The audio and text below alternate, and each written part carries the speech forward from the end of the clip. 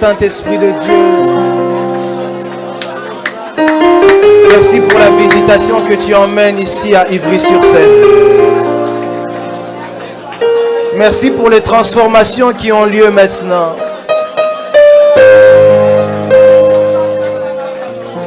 Merci Jésus-Christ de Nazareth. Saint-Esprit de Dieu, quelle atmosphère de gloire. Seigneur, merci pour la nuée de ta gloire ici.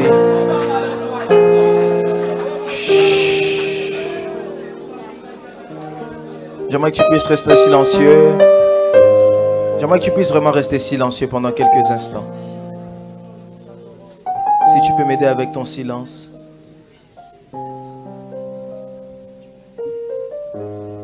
Saint-Esprit de Dieu, nous aimerons maintenant écouter ta parole. Nous t'avons emmené beaucoup de pensées, beaucoup de requêtes, mais nous avons besoin de l'ainsi dit l'Éternel. Car sans ta parole, nous ne pouvons pas avoir de direction. David est en train de dire, ta parole est une lampe à mes pieds et une lumière sur mes sentiers. Seigneur, il est difficile pour nous de pouvoir avancer sans que tu puisses dire un mot. C'est pourquoi, Seigneur, en ces instants, nous demandons à ce que tu puisses parler. Seigneur, utilise-moi comme ton instrument, afin que la gloire te revienne au siècle des siècles. Car seul toi la mérites. Ainsi nous avons prié, tous ensemble, disons, dans les cieux, sur la terre et sous la terre. Seul Jésus-Christ de Nazareth est Seigneur. On acclame le Seigneur Jésus-Christ de Nazareth. Acclame-le bien. Acclame-le bien. Acclame bien le Seigneur. J'aimerais que tu puisses acclamer Dieu encore mieux que ça. J'aimerais que tu puisses acclamer Dieu encore mieux que ça. Pendant que tu es debout, tu peux prendre ta Bible avec moi. Si on peut tous être debout pour honorer la parole de Dieu. Pendant que tu restes debout, s'il te plaît, vraiment. Je vous demande ça avec beaucoup d'amour. Si on peut m'aider à honorer la parole de Dieu par notre posture. Le serviteur Guilain ici le disait pendant qu'il est en train de nous conduire. Il disait dans la présence de Dieu, même les gestes peuvent avoir des révélations, peuvent avoir des significations. Amen. Si on peut être debout pour honorer la parole de Dieu parce qu'il est lui-même sa parole. Amen. Si vous lisez Jean chapitre 1, la Bible dit au commencement était la parole était avec Dieu et la parole était... Amen. Si on peut se tenir debout pour honorer le Seigneur Jésus-Christ de Nazareth. Alors Genèse chapitre 32, je veux juste qu'on puisse lire le verset 25. Je vais lire pour tout le monde. Genèse chapitre 32, nous allons lire le verset 25. J'aimerais que si ton voisin n'a pas de Bible, tu puisses ne pas être égoïste, mais que tu puisses le prendre à côté de toi et lire avec lui. Amen. Est-ce que nous y sommes? Est-ce que nous y sommes? Je vais lire pour tout le monde. Genèse chapitre 32, verset 25. La Bible nous dit ceci. Voyant qu'il ne pouvait le vaincre, cet homme le frappa à l'emboîture de la hanche. Et l'emboîture de la hanche de Jacob se démit pendant qu'il luttait avec lui. Je vais le relire encore une fois. La Bible dit, voyant qu'il ne pouvait le vaincre, cet homme le frappa à l'emboîture de la hanche. Et l'emboîture de la hanche de Jacob se démit pendant qu'il luttait avec lui. Parole du Seigneur. Est-ce qu'on peut l'acclamer et s'asseoir? Que Dieu te bénisse, toi qui as célébré la parole de Dieu correctement. Amen. Avant de commencer dans mon message, j'aimerais encore une fois dire merci à Dieu pour le privilège que de me tenir devant son peuple. Moi qui suis simplement un homme fait de chair et qui possède de l'eau et du sang. Je suis rien de plus que beaucoup ici. Je suis rien de plus que... je prie peut-être pas plus que certains. Je prêche pas plus que certains. Mais c'est simplement sa grâce et sa miséricorde sur moi. Amen. J'ai raté le amen de quelqu'un. J'aimerais aussi dire merci à Dieu pour la vie de papa qui est là au milieu de nous. Merci à papa pour le privilège et la confiance encore une fois qu'il m'accorde de me tenir devant le peuple que Dieu lui a donné afin d'apporter la parole. Amen. C'est une marque de confiance et pour cela j'aimerais vraiment encore vous dire merci comme j'ai l'habitude de le faire et que je n'arrêterai pas de le faire. Est-ce qu'on peut m'aider à célébrer Dieu pour la vie de son serviteur? Célèbre Dieu pour la vie de son serviteur. De la même façon tu as bien célébré, je prie qu'on puisse te célébrer aussi un jour. Je disais à quelqu'un, de la même façon tu célèbres, je prie qu'on puisse te célébrer un jour. Amen. Et j'aimerais bénir aussi Dieu pour vos vies, à vous tous qui êtes là, vous êtes venus très nombreux, afin d'écouter la parole de Dieu et de chercher sa présence. Amen. Il est vrai qu'il y a beaucoup de choses, il y a les transports, il y a beaucoup de choses qui peuvent nous empêcher. Mais toi qui as bravé ça, je prie que Dieu puisse te récompenser ce soir. J'ai raté le amen de quelqu'un. Je disais que Dieu te récompense ce soir. Alors, nous sommes dans le livre de Genèse, chapitre 32, verset 25. Depuis un certain temps, on parle de ton nom ne sera plus... dis à ton voisin, mon nom ne sera plus Jacob. Il peut penser que tu es égoïste parce que tu l'as dit pour toi. Dis-lui aussi, ton nom ne sera plus Jacob. Alors, depuis un certain temps, nous sommes en train de parler là-dessus. On ouvre par différentes manières. On touche différents points. Mais en ce culte de Kodef, qui est le dernier culte du mois d'avril, j'aimerais apporter encore un sous-thème assez particulier qui, je pense, va nous faire beaucoup de bien. Amen. Dis à ton voisin, accepte de perdre pour mieux gagner. Dis-lui encore, accepte de perdre pour bien gagner. Ici en France, il y a un examen qu'on appelle le bac, ou chez les Congolais, l'examen d'État. Alors il s'est fait plusieurs années en arrière, j'avais raté mon bac et j'étais très triste. Très triste, je m'étais enfermé dans ma chambre pendant plusieurs jours. J'avais dit certainement, comment est-ce que Dieu peut permettre que j'échoue? Alors que c'était autour de moi beaucoup de turbulences, peut-être un des moments les plus compliqués de ma petite vie que j'ai jusqu'à présent. Je me suis posé beaucoup de questions, beaucoup de questions. Et il y a une phrase qu'une personne a eu à me dire qui est restée gravée dans ma tête pour toujours. La personne m'a dit, parfois il faut accepter de reculer pour mieux sauter. Est-ce que la personne m'a flatté d'avoir raté mon bac? Non. Est-ce que la personne m'a félicité d'avoir raté mon bac? Non. Mais la personne m'a conscientisé d'une chose, c'est que parfois il faut accepter de reculer pour mieux sauter. Souvent dans la vie, on veut toujours avancer, n'est-ce pas? Nous tous ici on chante « Je veux avancer, je veux avancer ». Souvent dans la vie, on veut toujours gagner, mais souvent dans la vie, on oublie que pour gagner certaines choses, il faut accepter de perdre d'autres choses. Souvent dans la vie, on oublie que pour pouvoir dire bonjour à certaines choses demain, il faut aujourd'hui accepter de dire au revoir à d'autres choses.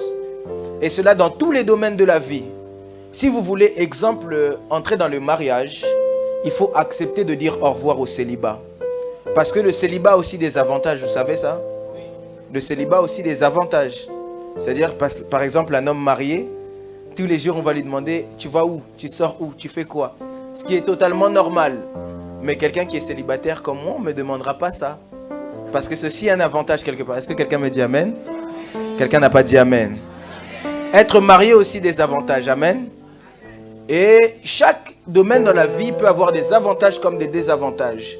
Mais pour entrer dans de nouvelles sphères ou pour entrer dans une nouvelle dimension, il faut toujours accepter aujourd'hui de dire au revoir à quelque chose pour dire bonjour à quelque chose d'autre demain.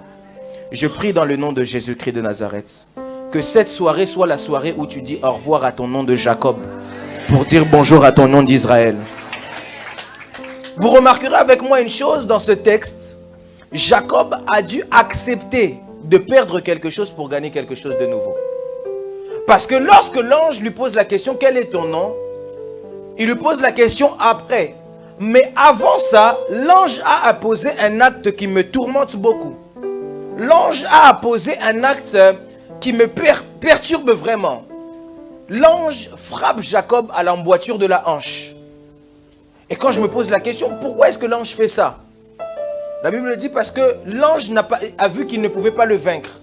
Mais pour que l'ange puisse lui donner ce que lui voulait, il fallait que l'ange lui enlève quelque chose.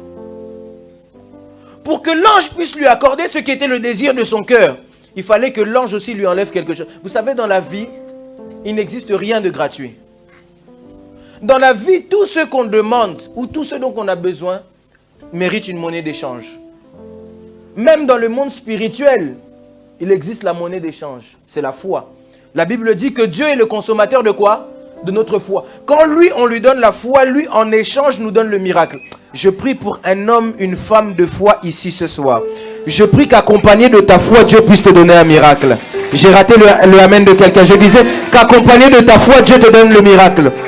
Et ça, c'est comme ça dans tout. La foi, c'est la monnaie du monde spirituel. De la même façon, quand on veut acheter quelque chose dans le monde physique, on nous demande quelque chose en échange, soit de l'argent. Si on est en France, on va nous demander des euros et des centimes. Dans d'autres pays, on va nous demander le dollar. En Suisse, on va nous demander le franc suisse. Si on part en Angleterre, on va nous demander le livre ou le pound, comme plusieurs l'interprètent. Amen. Mais vous remarquerez qu'il y a toujours comme une monnaie d'échange. Il faut toujours accepter de dire au revoir à quelque chose pour pouvoir dire bonjour à quelque chose d'autre. Quelqu'un me suit? Et remarquez avec moi, ici Jacob doit accepter de dire au revoir à sa hanche pour dire bonjour à un bâton. Je trouve ça très étrange. Très étrange. Et quand je pose cette question, vous remarquerez que même lorsque Dieu apparaît à Paul, j'ai l'habitude de le dire souvent aux jeunes qui veulent servir Dieu ou aux gens qui veulent servir Dieu toujours. Lorsque Dieu apparaît à Paul, Paul n'a pas reçu l'appel au ministère comme certains ici. Ils étaient convaincus au fond de leur cœur ou ils ont eu un rêve. Paul a reçu l'appel au ministère parce qu'il a vu Dieu. Il a vu. C'est Dieu qui lui a parlé directement. Mais quand Dieu le voit, Dieu lui enlève la vue. Et lui dit, va maintenant chez Anania. Parce qu'à chaque fois qu'on se rapproche de Dieu, il y a quelque chose que Dieu nous enlève. À chaque fois qu'on s'approche de Dieu et qu'on veut quelque chose de différent, Dieu nous enlèvera toujours quelque chose. C'est pourquoi plusieurs des fois se disent, Dieu ne nous bénit pas, on va toucher au fétiche. Le problème ici, c'est que plusieurs ne comprennent pas pour que Jacob puisse devenir Israël, il faut que Jacob passe par ce qu'on appelle la formation. Dis un peu à ton voisin la formation. Pour que Jacob devienne Israël, il faut que Jacob accepte de passer par la formation. Or la formation, c'est ce qu'il a dit dans Ésaïe. C'est moi qui t'ai créé Jacob et c'est moi qui t'ai formé Israël. Or la différence entre Jacob et Israël, c'est la formation. Dieu ne pourra jamais te faire devenir Israël tant que tu refuses d'être formé. Dieu ne pourra jamais te faire devenir Israël tant que tu refuses de perdre l'emboîture de la hanche. L'emboîture de la hanche, j'ai fait beaucoup de recherches sur ça ce matin. L'emboîture de la hanche, c'est ce qui nous permet de marcher correctement. Mais au-delà de ça, c'est ce qui nous permet de frimer. Tant que tu n'acceptes pas de perdre ce qui te permet de frimer, tu ne deviendras jamais Israël. Plusieurs ne comprennent pas que sur la route pour devenir Israël, il faut que Dieu puisse te tailler.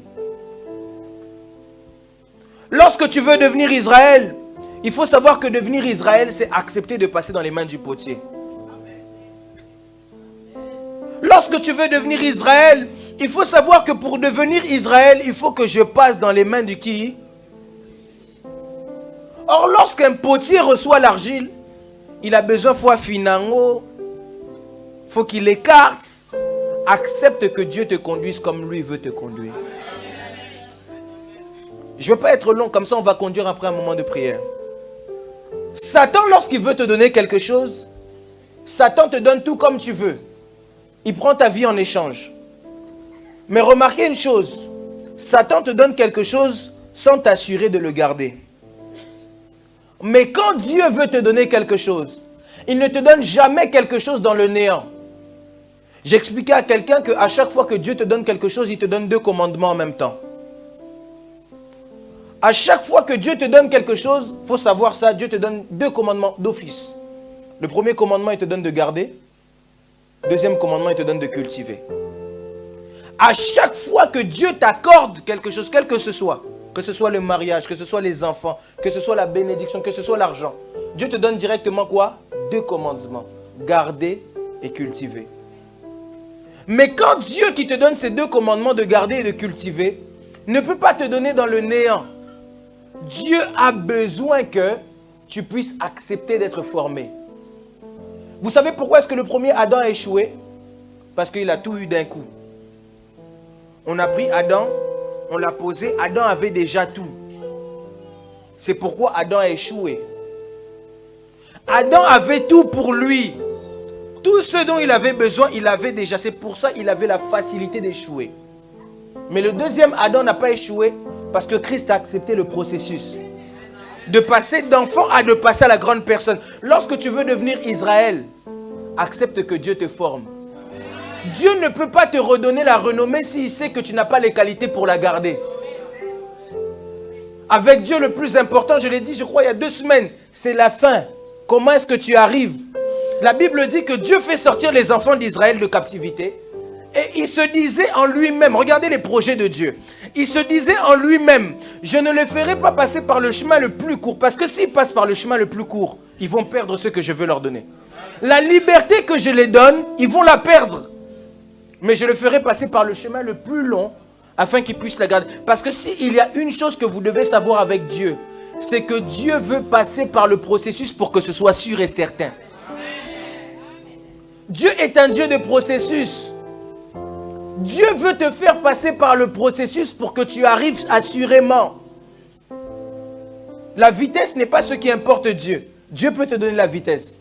Mais Dieu se préoccupe d'une chose, c'est que tu arrives d'abord. Je suis ici en train de prier dans le nom de Jésus-Christ de Nazareth. Que Dieu te fasse arriver. Je disais à quelqu'un que Dieu te fasse arriver. Le plus important n'est pas d'aller vite. Le plus important, c'est d'arriver assurément. Le plus important n'est pas que je devienne seulement Nakomara Israël. Non. Tu veux devenir Israël, mais dans quelles conditions est-ce que tu es pour devenir Israël? C'est pourquoi plusieurs ne vont pas comprendre tout le parcours que Dieu a fait faire à Joseph. C'est parce que Joseph, tu dois arriver là où tu es.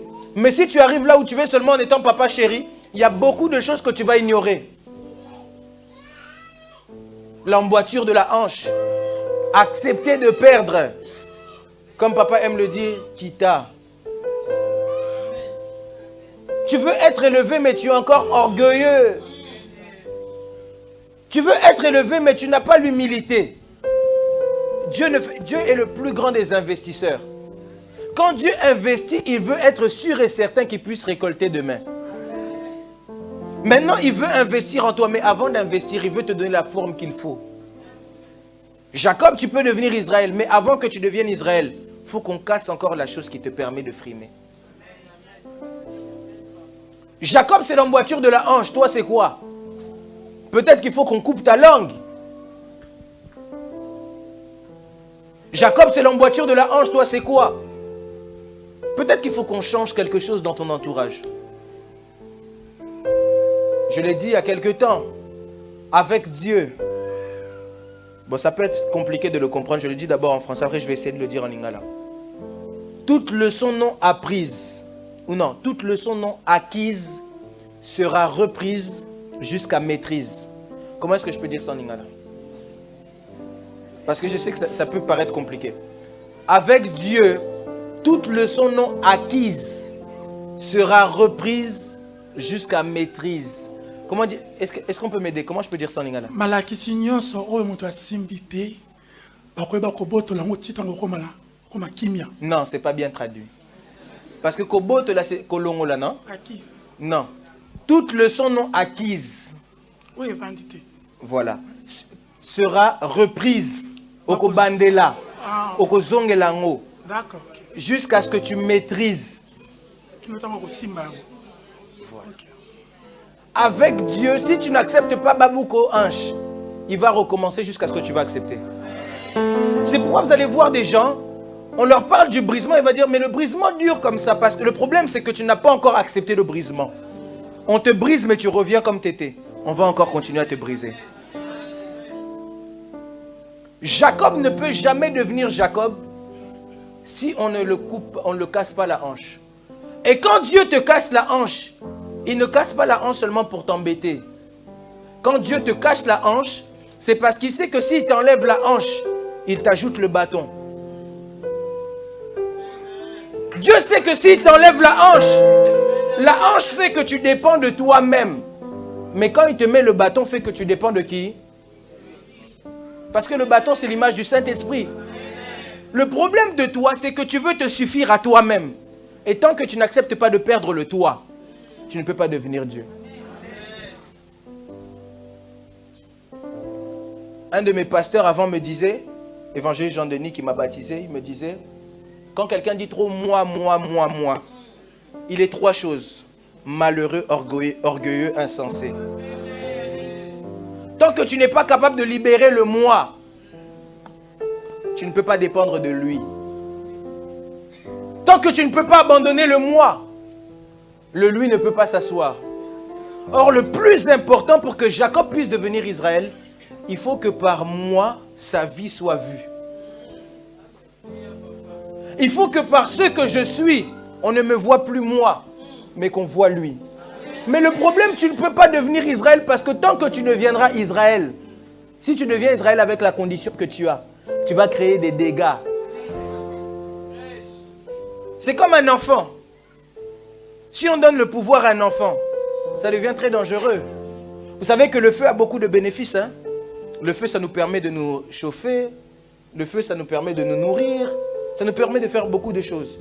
Mais si je donne le feu à un enfant comme ça, nous tous, on va fuir, n'est-ce pas? Parce qu'à cause de son incapacité à maîtriser ce qu'elle a. Parce qu'elle n'est pas suffisamment quoi? Formée. J'aimerais dire à quelqu'un, accepte d'être formé. Accepte de perdre. Perds les choses que tu as et que tu penses les plus chères. Je le disais, si Joseph perd la tunique de son père et qu'il ne l'accepte pas, il ne trouvera jamais la tunique qui est en Égypte. Quand tu acceptes de dire aujourd'hui au revoir à l'emboîture de la hanche, tu acceptes de dire demain bonjour à Israël. Lorsqu'on parle de Jacob, Jacob ne signifie pas seulement voleur. Jacob en hébreu qui est Yakobo ou Yaakov ne signifie pas seulement voleur. Mais Jacob signifie aussi celui que Dieu a supporté, celui que Dieu a supervisé. Et quand Dieu te supporte et qu'il te supervise, c'est pour que demain tu puisses devenir Israël. Et Israël ne signifie pas seulement le peuple choisi de Dieu. Israël signifie là où le cœur de Dieu demeure. Or, le cœur de Dieu ne peut pas demeurer là où tu n'es pas capable de t'abandonner. Le cœur de Dieu ne peut pas demeurer là où il n'y a pas de place pour lui. Tu es tellement complet, tu n'as même pas besoin de Dieu à t'entendre parler. Tu sais tout faire. Tu n'as besoin de personne. Est-ce que je parle ici à quelqu'un? Je prie dans le nom de Jésus-Christ de Nazareth que tu puisses devenir Israël. Accepte que Dieu puisse te prendre, te façonner. Accepte que Dieu puisse te prendre, te façonner. Si tu n'acceptes pas que Dieu puisse te façonner, tu vas rater la destinée qui t'attend là-bas. Une des choses et un des mystères que vous devez comprendre, plusieurs crachent sur le père de David en disant que le père de David avait abandonné David. Il n'aimait pas David, il l'a laissé dans la brousse.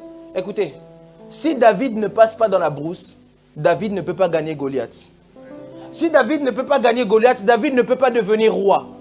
Parce que les temps où David était dans la brousse, il était en réalité dans la formation. Parce que dans la brousse, il devait protéger qui? Ses brebis. En fait, Dieu était en train de lui donner l'image du peuple qu'il va devoir protéger plus tard. Mais si David refuse et qu'il reste attaché à l'intimité familiale, il perd la royauté. Quelqu'un peut dire, levez la main droite avec moi. Dis, je dois accepter de perdre pour mieux gagner. Parfois, quand on gagne, on est content. Alors que les plus grandes victoires, parfois, se cachent dans les défaites. Les plus grandes victoires se cachent très souvent dans les défaites. C'est pourquoi même la plus grande victoire de l'humanité s'est cachée derrière une défaite. Alors que Christ est dans le tombeau, Satan pense qu'il a gagné. Et peut-être du côté de Christ, on se disait déjà qu'on avait tout perdu. Alors qu'on pensait tous perdre, en réalité, on est en train de gagner. Les plus grandes victoires se cachent très souvent dans les défaites. Accepte de perdre aujourd'hui pour mieux gagner demain. Accepte aujourd'hui peut-être de perdre un travail pour gagner mieux demain. Écoutez, acceptez de perdre aujourd'hui pour que demain vous gagnez. J'ai l'habitude de le dire. Si Dieu a permis que vous puissiez perdre quelque chose que vous ne pensez jamais perdre, c'est parce qu'il est sur le point de vous donner ce que vous ne pensez jamais gagner.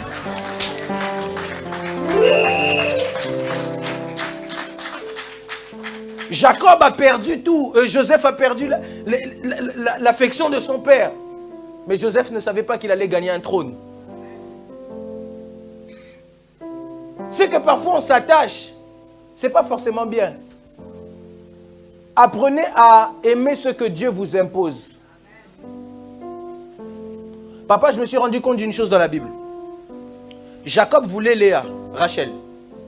Parce que Rachel, c'était tout ce qui était beau. Amen. Est-ce que quelqu'un me suit ici? Dis à ton voisin, suis le prophète, suis le prophète, suis le prophète, suis le prophète. Dis-le bien, écoute, écoute, écoute, écoute, écoute, écoute. Rachel était tout ce qui était beau. Léa, peut-être, c'était ce qui était moins attirant. Mais Dieu, moi, sous cet angle-là, je dis, Dieu a imposé Léa à Jacob. Amen, n'est-ce pas? Mais lorsque vous regardez les résultats de Léa et regardez les résultats de Rachel, vous remarquerez que les résultats de Léa sont mieux que les résultats de Rachel. Vous remarquerez que Léa donne Judas et donne Lévi, ce qui est la royauté et la sacrificature. Alors que Rachel donne Joseph. Vous savez pourquoi les enfants d'Égypte, les enfants d'Israël étaient en captivité en Égypte?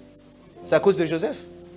Ce que tu aimes peut t'emmener des choses que tu ne veux pas. Alors que ce que Dieu t'impose t'emmènera. Je suis ici en train de prier pour quelqu'un. Apprends à accepter ce que Dieu t'impose. Accepte parfois de perdre. Accepte de perdre. Si tu ne perds pas, tu ne gagneras pas. Il y a un musicien, ici, rappeur français, qui disait avant, depuis que je n'ai plus rien à perdre, je ne fais que gagner. Parce que toi, tu gagnes tout le temps. Donc, il n'y a rien à gagner davantage. Mais si tu n'as rien à perdre, si tu perds, tu perds. C'est là que tu pourras gagner. Est-ce que quelqu'un m'a suivi? Lève ta main droite. Dis avec moi, je veux accepter de perdre. Dis-le bien, je veux accepter de perdre. Dis-le bien, je veux accepter de perdre. Pour mieux gagner. Et j'aimerais finir comme ceci. Lorsque tu acceptes de perdre et que tu deviens vide, c'est là que Dieu peut faire de bonnes choses avec toi. Et l'une des choses que j'aime avec Dieu, c'est que lorsque Dieu nous restaure parce qu'on a perdu, Dieu nous restaure toujours mieux, et en qualité et en quantité. Accepte de perdre ce que toi tu as, pour que Dieu te donne ce que lui veut te donner. Accepte de perdre ce que les hommes ont pu te donner, pour que Dieu te donne à sa taille à lui. Accepte de perdre le rêve que tu imagines, pour que Dieu te donne selon lui. Accepte de perdre Jacob que tu es, pour que Dieu te fasse devenir Israël. Je lève ma main droite, je déclare, sur toute personne qui avait pu perdre un truc, sur toute personne qui avait perdu une réputation, tu avais pu perdre un travail, tu as pu perdre des amis, j'élève ma voix au nom de Jésus-Christ de Nazareth. Je suis ici en train de prophétiser et déclarer que Dieu t'accorde au centuple, que Dieu te restaure x2, x3, x4. J'ai raté le amen de quelqu'un. J'étais en train de dire à quelqu'un que Dieu te restaure, que Dieu te restaure ce que tu as perdu, que Dieu restaure ta réputation, que Dieu restaure ton travail, que Dieu restaure ta santé, que Dieu restaure ta famille, qu'il restaure ton mariage, qu'il te le restaure x2, x3, x4, qu'il en soit fait selon ta foi, dans le nom de... Que Dieu te restaure. Toute personne qui accepte de perdre, Dieu lui donnera mieux. À chaque fois, on est prêt à s'abandonner auprès de Dieu. Christ est en train de parler à ses disciples et dit, celui qui refuse de perdre sa vie pour la mienne, la perdra. Mais celui qui accepte de perdre sa vie, il la gagnera. Je suis en train de dire à quelqu'un, accepte de te laisser entre les mains de Dieu. Accepte de te perdre, accepte-le. Parce que plus tu accepteras, plus tu seras en train de gagner. C'est pourquoi Christ était en train d'accepter de perdre du sang. Parce qu'il savait que plus il perdait du sang, plus mes ans étaient en train de gagner. Christ savait, plus il perdait du sang à la croix, plus quelqu'un ici était en train de gagner. Je suis en train de dire à quelqu'un, à chaque fois que tu acceptes de perdre, la Bible dit, par ses meurtrissures, nous sommes sauvés. Quand il acceptait d'être torturé, il perdait sa santé pour que ta santé gagne. Je ne sais pas à qui je parle. Il perdait sa vie pour que la tienne arrive. Il est en train de perdre pour que toi tu puisses gagner. Je suis en train de dire à quelqu'un que Dieu te donne de gagner. Que Dieu te donne de gagner. Que Dieu te donne de gagner. En cette saison, sois quelqu'un qui gagne. Je suis en train de parler un plus que vainqueur. Je disais, si hier tu as perdu, Dieu te donne de gagner aujourd'hui. Accepte de gagner. Si j'ai perdu hier, aujourd'hui je gagnerai. Si hier c'était pas ça, aujourd'hui ça change. Parce que si j'ai perdu l'emboîture de ma hanche, c'est parce que les choses qui arrivent devant sont meilleures. Les choses qui arrivent devant sont meilleures. J'accepte de perdre peut-être mon caractère. Dieu me façonne. Il me fait perdre des choses qui m'étaient chères, mais j'accepte. J'accepte d'abandonner tout ce qui m'appartenait Pierre est en train de dire à Christ, nous avons laissé nos familles, nos maisons. Christ est en train de lui dire, vous gagnerez plus dans l'éternité et au siècle présent. Je suis en train de dire à quelqu'un, j'accepte de me laisser pour que lui m'emmène. J'accepte de perdre pour que lui fasse de moi ce qu'il veut. J'accepte d'abandonner ma jeunesse pour que lui m'emmène dans la gloire. Parce que Christ en moi, c'est l'espérance de la... Christ en moi, c'est l'espérance de... Christ en moi, c'est l'espérance de... À moins que ce ne soit pas Dieu qui l'a dit, mais si c'est Dieu qui l'a dit, je suis en train de déclarer que tu vives la gloire. Je disais que tu vives la gloire. Je disais que tu vives la gloire. Dans le nom de... J'accepte de me laisser. J'accepte d'être formé par lui. J'accepte qu'il me prenne et qu'il m'emmène comme lui le veut. J'accepte. Dis à Dieu, Seigneur, j'ai accepté. J'ai quitté mon travail, je suis venu. Ici, on a accepté beaucoup de choses. Pour certains, on a laissé nos enfants à la maison. Pour beaucoup de choses. J'ai accepté de perdre de l'argent pour venir ici. Plusieurs aussi, peut-être on aurait pu travailler et faire des business. Mais j'accepte de perdre pour toi. J'aimerais qu'en cette soirée, tu puisses dire à Dieu, j'ai accepté. J'ai accepté de perdre. Qu'est-ce que tu peux maintenant me donner?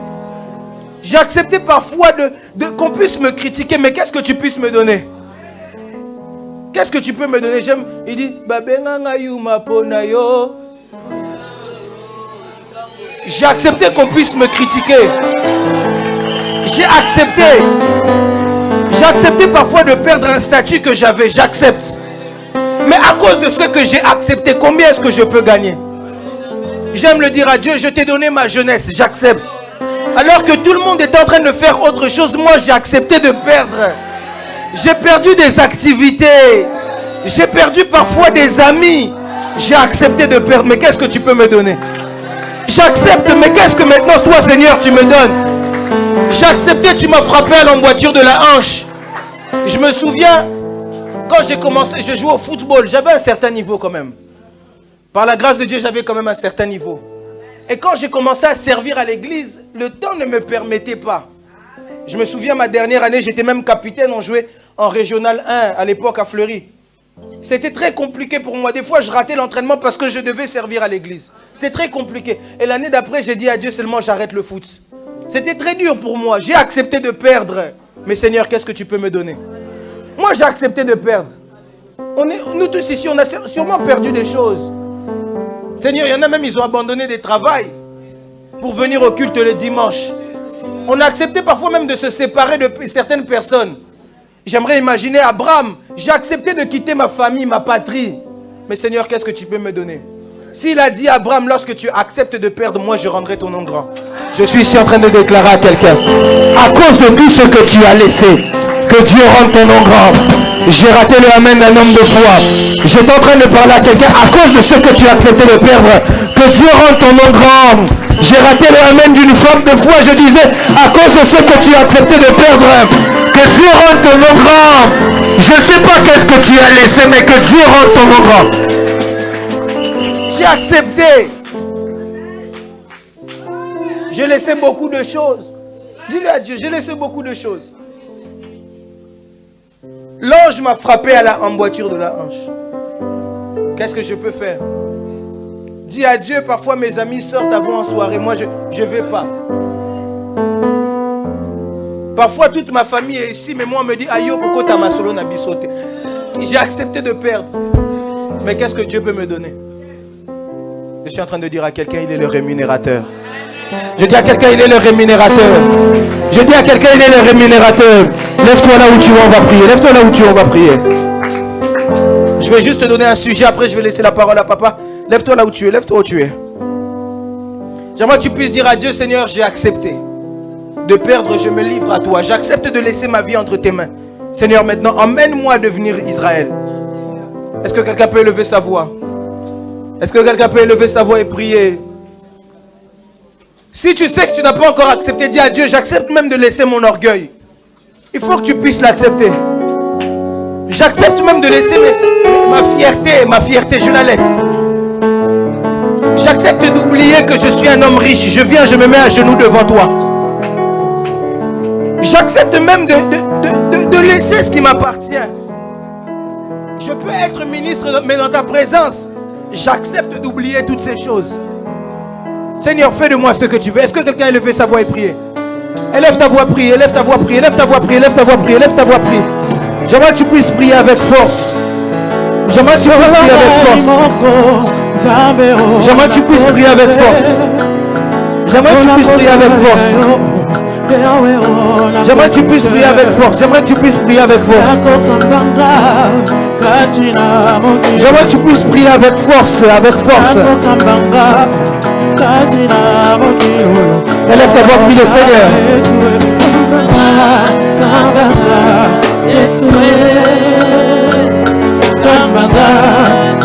Élève ta voix, prie le Seigneur.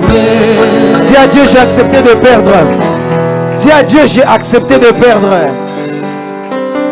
Dis à Dieu, j'ai accepté de m'oublier. Dans ta présence, je m'oublie complètement. Seigneur, fais-moi gagner. Élève ta voix, prie le Seigneur. Élève ta voix, prie le Seigneur. Élève ta voix, prie le Seigneur. Dis à Dieu, j'étais jeune, j'ai abandonné ma jeunesse. Alors que tous mes amis étaient dehors, moi ce n'était pas le cas. Seigneur, j'ai même parfois laissé des rêves que j'avais. Seigneur, j'ai même changé mes goûts vestimentaires. Dis à Dieu, j'ai accepté. Qu'est-ce que maintenant tu peux me donner, Seigneur? Élève ta voix, prie le Seigneur, prie le Seigneur, prie le Seigneur. Dis à Dieu, j'ai accepté de perdre. Élève ta voix et prie le Seigneur. Dis à Dieu, j'ai accepté de me laisser. J'ai accepté, moi, Jacob, qu'on puisse me frapper à l'emboîture de la hanche. J'ai accepté, moi,